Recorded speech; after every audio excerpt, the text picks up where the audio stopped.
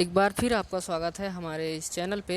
हम बात कर रहे थे पिछले वीडियो में ग्रेजुटी के बारे में। तो ग्रेजुटी का जो नॉर्मल कैलकुलेशन है, जो रिटायरमेंट के टाइम पे गणना करते हैं, उसके बारे में हमने पिछली बार वीडियो में देखा था।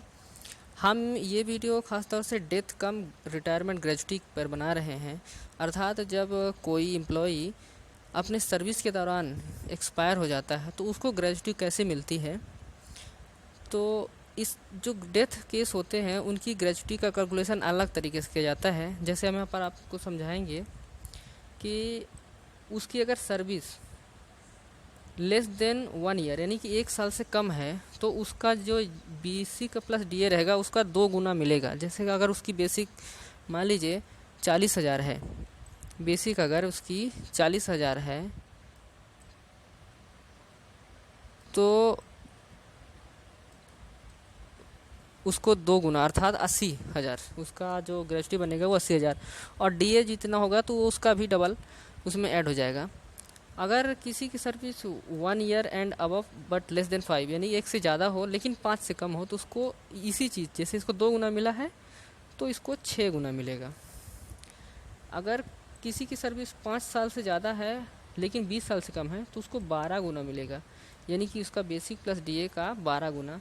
सेम यहाँ पर जो है ना, जैसे 2 गुना इसके लिए 6, इसके लिए 12। और किसी का अगर 20 साल से ज़्यादा सर्विस है तो उसको मैक्सिमम 33 टाइम्स मिल सकता है।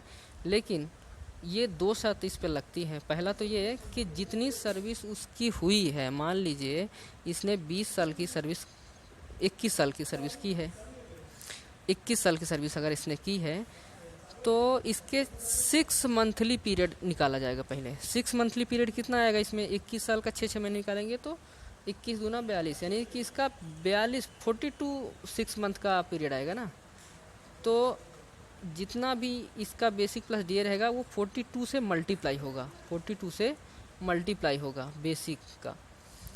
तो बेसिक और डीए का मल्टीप्लाई होगा 42 से, और जितना भी आएगा उसको आधा कर देंगे 1/2 मंथ एमोलमेंट, यानी कि उसका आधा, यानी कि जितना उसका बेसिक प्लस डीए है उसके 42 से मल्टीप्लाई करेंगे और जितना भी आएगा उसका आधा कर देंगे तो वही उसकी ग्रेजुटी कहलाएगी। पर इसमें याद ध्यान ये देने वाली बात है कि वो 33 गुना से ज़्यादा नहीं होनी चाहिए।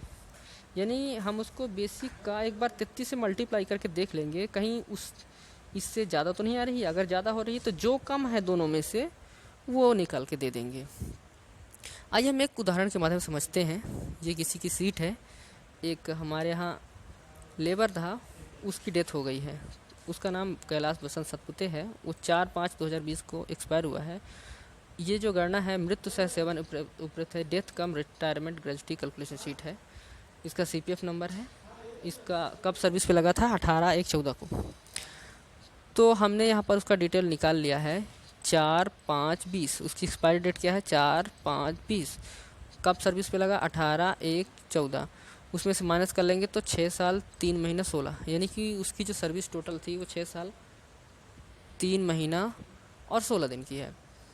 और उस सर्विस के दौरान वो 111 दिन, जो 6 साल का जो उसका पीरियड है अपनी सर्विस का, उस 111 दिन वो एब्सेंट था, यानी कि 3 महीना 21 दिन। तो उसमें से माइनस कर देंगे तो 5 साल 11 महीना 25 दिन, यानी इसकी ये क्वालिफाइंग सर्विस यानी एलिजिबिलिटी कह सकते हैं क्या है।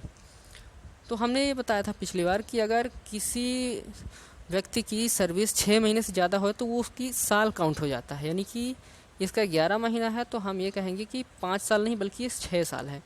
तो ये 6 साल की इसकी सर्विस आ रही है तो हमारे वो कौन से इसमें बैठेगा, थर्ड वाले पे बैठेगा, 5 year and above but less than 20। तो इसको हमको 12 गुना देना है बेसिक प्लस डीए का। तो हम क्या करेंगे, इसका बेसिक निकालेंगे। बेसिक कितना है, 25,900।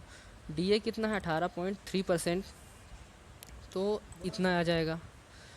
और प्रोत्साहन, इसको इंसेंटिव भी कुछ मिला है तो उसको हम ऐड कर देंगे तीनों को, तो ये अमाउंट आ जाएगा 3105।